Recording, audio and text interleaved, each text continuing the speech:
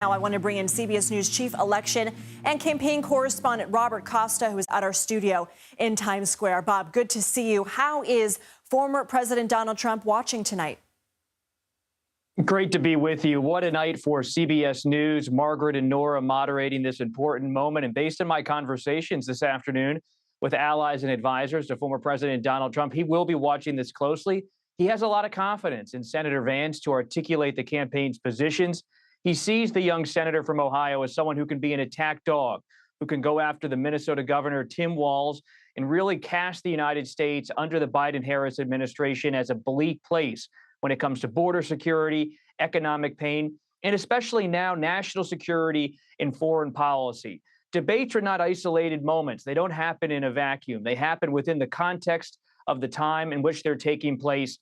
And this debate tonight taking place as there is so much unrest in Israel, as Iran appears to be escalating its tensions and attacks on Israel in the wake of Israel's incursion into Lebanon. So you're seeing foreign policy become an important issue where Governor Walz is someone who has served in the House of Representatives, has served his country in uniform, but will be asked to articulate and lay out his positions on foreign policy and national security on behalf of the Harris ticket.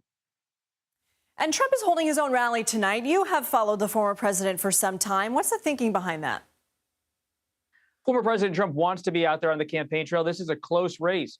CBS News polling shows that in the battlegrounds, it's neck and neck all the way between Vice President Harris and former President Trump.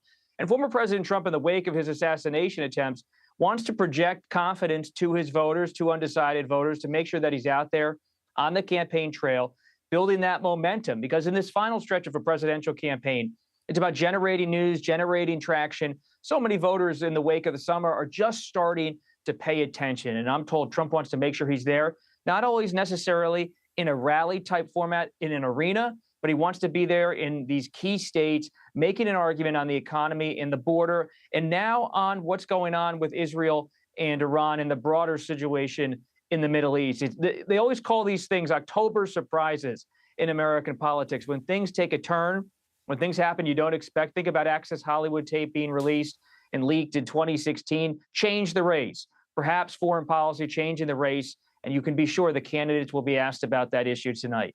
Interesting point there. Bob, CBS News polling shows Democratic enthusiasm for their VP pick is 16 points higher than Republican enthusiasm for J.D. Vance. Why is that? When you look at the polling, you see Democrats wanting to make sure they can make an inroads in the industrial heartland, places like the upper Midwest and Minnesota, but especially Michigan, Pennsylvania.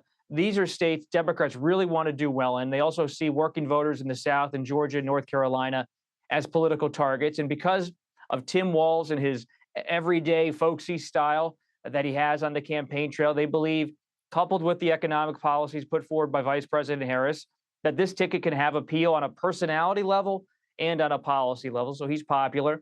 Senator Vance is not a traditional Republican. That's where Trump went in 2016 when he picked then Governor Mike Pence of Indiana to try to unite the Republican Party around his new version of populist conservative policy that has now taken over the Republican Party. In Senator Vance, Trump has someone who amplifies and echoes his message. Not everyone in the GOP may love that, but it's a sign that Trumpism as an ideology is front and center in the GOP, and Trump's not trying in any way to feel like he needs to consolidate the party. The party, in his view, is behind him, so he can pick someone who's like-minded. Robert Costa, we always appreciate your expertise and analysis. Thank you. Thank you.